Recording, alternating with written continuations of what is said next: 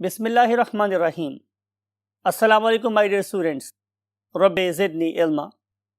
I am Shazad Wahid, your biology teacher, and now we want to discuss the next concept in non-Mendelian genetics. वो concept है, my dear students, pleiotropy. देखते हैं pleiotropy क्या होती है. इसके लिए move करना पड़ेगा whiteboard पे. So let's go to the whiteboard. Yes my dear students, अगर आप प्रोनाउंसिएशन की बात करें तो बहुत से लोग इसे प्लायोट्रॉपी और बहुत से लोग इसे प्लियोट्रॉपी भी बोलते हैं. Whatever you want to say, most important thing is the spellings and the concept. तो अगर हम इस पर्टिकुलर प्लियोट्रॉपी की बात करेंगे तो इस वाले केस में क्या होगा कि एक particular gene multiple other genes पे क्या करेगा, फिनोटिपिक इफेक्ट शो करवाएगा. अगर एक सिंगल जीन उसी क्रोमोसोम पे पाए जाने वाले या दूसरे क्रोमोसोम से पाए जाने वाले अदर जीन्स की फिनोटाइप को ऑल्टर करेगा तो फिनोमिना कहलाएगा प्लायोट्रॉपी. और वो वाला जीन जो एक जगह पर बैठे बैठे बाकी जीन्स की फिनोटाइप को चेंज कर रहा है, that is suppose to be the pleiotropic gene. लिखते हैं आप लोगों के लिए. A phenomena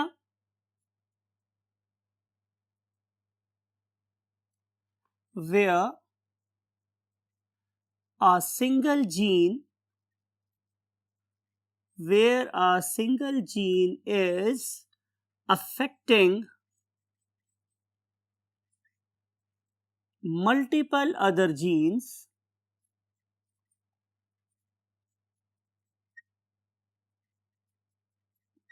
is called as pleiotropy.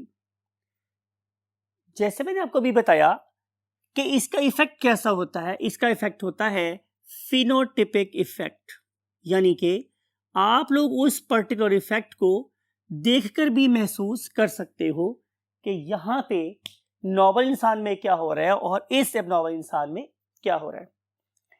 प्लायोट्रोपिक gene क्या होगी? A gene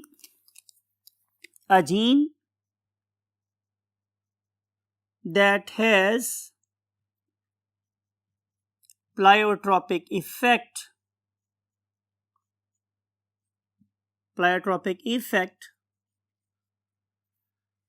is called pleiotropic gene.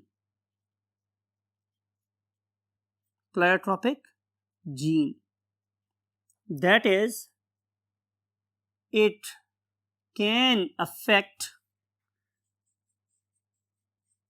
multiple phenotypic effects.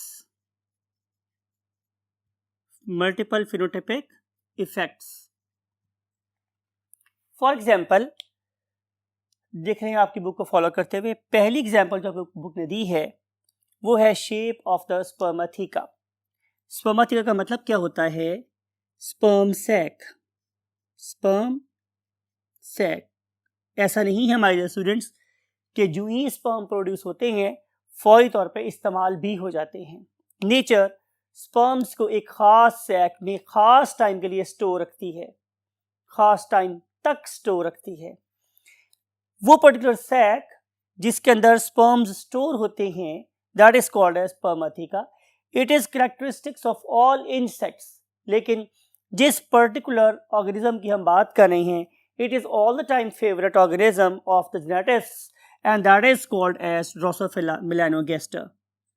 Drosophila की बात हो रही है. आपको पता है, बहुत डायग्राम दिखाई आप लोगों को कि it is also called as the fruit fly, right? आपको पता है कि ड्रोसोफिला में दो किस्म के पिगमेंट नजर आए थे हम लोगों को. नंबर 1 रेड आइज और दूसरी कौन सी थी? White eyes. आप इन दोनों फीमेल को देखें तो you can see a marked difference between the shape of the spermatheca of red-eyed organism from the spermatheca of the white-eyed organism.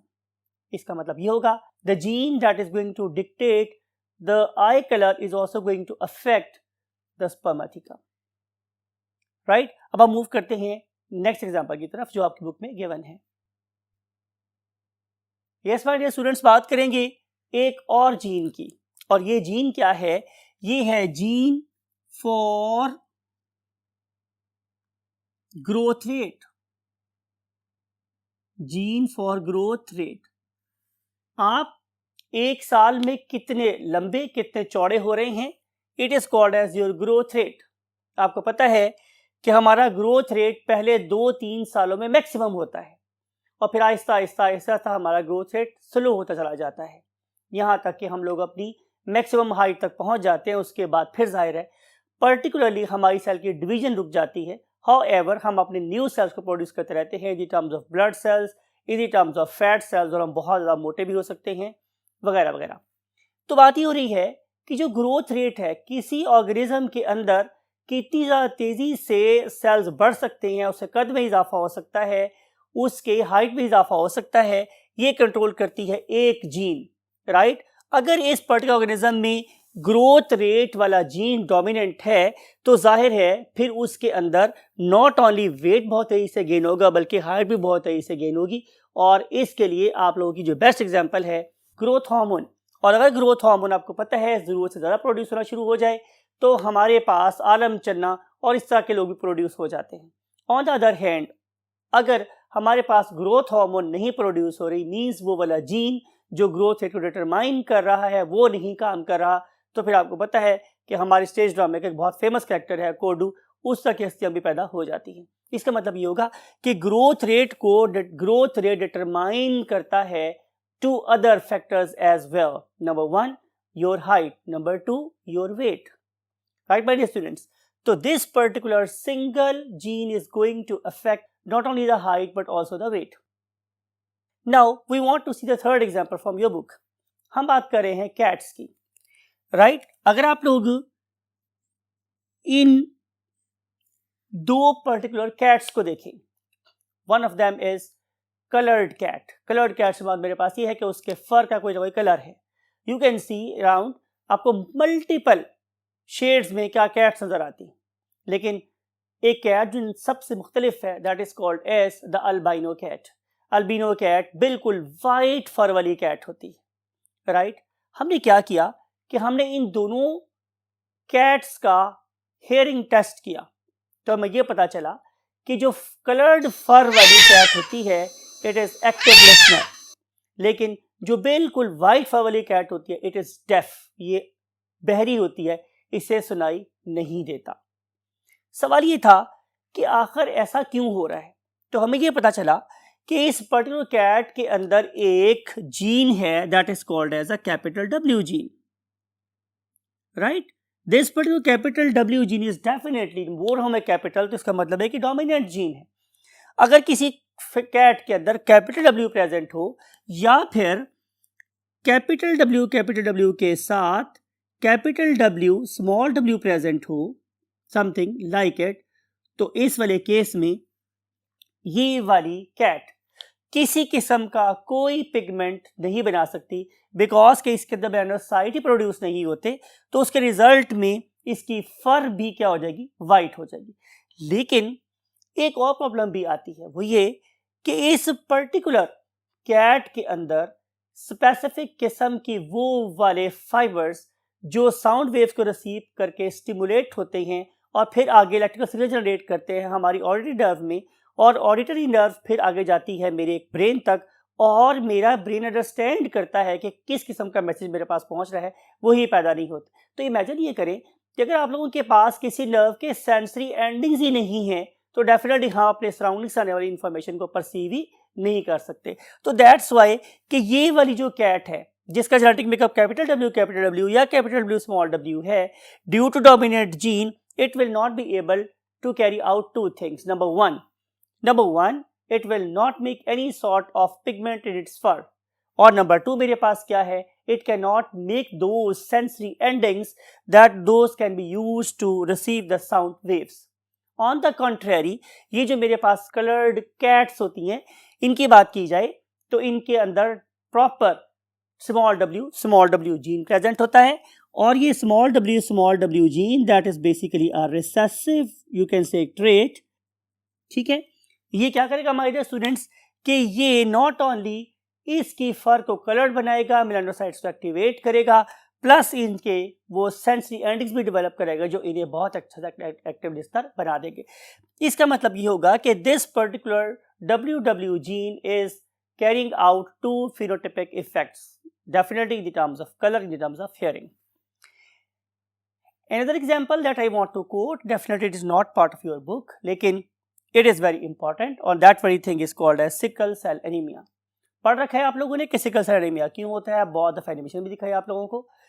तो ये सिकल सेल एनीमिया की कॉज एक एब्नॉर्मेलिटी है, लेकिन इस सिकल सेल एनीमिया की वजह से आप लोग इस पर्टिकुलर डायग्राम को देखें तो आपको नजर आएगा कि ये वाला ऑर्गेनिज्म दो बड़ी कंट्रास्टिंग, बड़ी वाजे फिनोटाइपिक डिसऑर्डर्स का शिकार हो रहा है. उसमें से पहला डिसऑर्डर मेरे पास क्या है कि he is going to face splenomegaly. आपको याद है बोला था मैंने कि spleen is the graveyard of the body.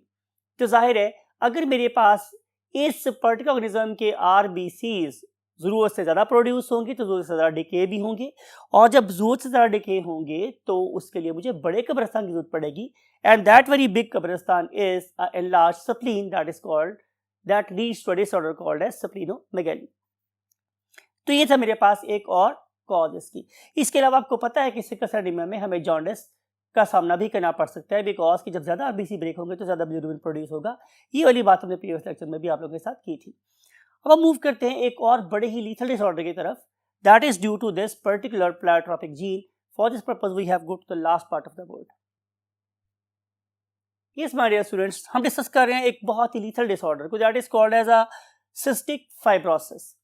ये जो मेरे पास सिस्टिक फाइब्रोसिस है ये बहुत डेंजरस इसलिए है कि अगर इस पर्टिकुलर जीन में, लुक एट दिस, अगर इस पर्टिकुलर जीन में एब्नॉर्मेलिटी आ जाती है, म्यूटेशन हो जाती है, तो इसके हमें बहुत ही ड्रास्टिक इफेक्ट्स का सामना करना पड़ता है.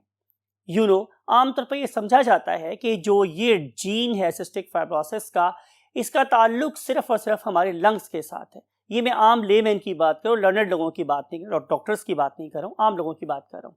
लेकिन आप इमेजिन करें कि सिस्टिक फाइब्रोसिस का इफेक्ट सिर्फ मेरी ट्रेकिया पे नहीं है, मेरे ब्रोंकाई, मेरे ब्रोंकियोल्स के ऊपर नहीं है, बल्कि इसका इफेक्ट मल्टीपल जगहों पर हो सकता है. फॉर एग्जांपल कि this particular gene can affect the fertility of the organism as well, right. मिसाल के तौर पे कि अगर हम एक ऑर्गेनिज्म के रिप्रोडक्टिव ऑर्गन्स की बात कर रहे हैं, मीन टेस्टिस की बात कर रहे हैं, तो टेस्टिस के अंदर क्या थी, सेमेनिफेरस ट्यूब्यूल्स थी, और इन सेमेनिफेरस ट्यूब्यूल्स के अंदर प्रोड्यूस होते हैं स्पर्म, जो फिर स्पर्मिक डक्ट और फिर वॉस एफ्रेंशिया के थ्रू मूव कर रहे होते हैं. But if this particular gene is not there, तो इसके अंदर भी वैसे ही क्लॉगिंग हो सकती है जैसी कि हमारे ट्रेकिया के अंदर हो रही थी. तो they will narrow down the passage that allow the sperms to leave your body. तो इसके रिजल्ट में ये फर्टिलिटी भी अफेक्ट करता है, और डेफिनेटली अफेक्ट करता है, कर सकता है नहीं, करता है अफेक्ट. तो बहुत से ऐसे ऑर्गेनिज्म जो कि सिस्टिक फाइब्रोसिस का शिकार होते हैं वो स्टेराइल होते हैं. You got the point. फिर अगर हम ऐसे आगे चले तो इसके अलावा ये हमारी यूरिनरी ब्लैडर की लाइनिंग को भी अफेक्ट कर रहा होता है और हमारी आर्टरीज की लाइनिंग को भी अफेक्ट कर रहा होता है. इसके अलावा अगर हम इसको फीमेल रिप्रोडक्टिव सिस्टम के बारे में बात करेंगे तो it is also going to affect what the uterus as well. तो जहां जहां भी हमारे पास लूमन होगा उस पर्टिकुलर जगहों के ऊपर जाके ये CFTR अपने बड़े फाजे किस्म के क्या फिनोटाइपिक इफेक्ट शो कर सकता है. हमेशा बोलता हूं कि ये सब चीजें सिर्फ पढ़ने में बहुत आसान है. दुआ ये करे कि अल्लाह ताला हम में से किसी को भी इनमें से किसी डिसऑर्डर का शिकार ना करे. इस दुआ के साथ कि हम बहुत अच्छी और सेहतमंद जिंदगी बसर कर सकें और अल्लाह की नेमतों का बिल्कुल सही अंदाज में शुक्र अदा कर सकें. आई वांट टू से यू अल्लाह हाफिज़.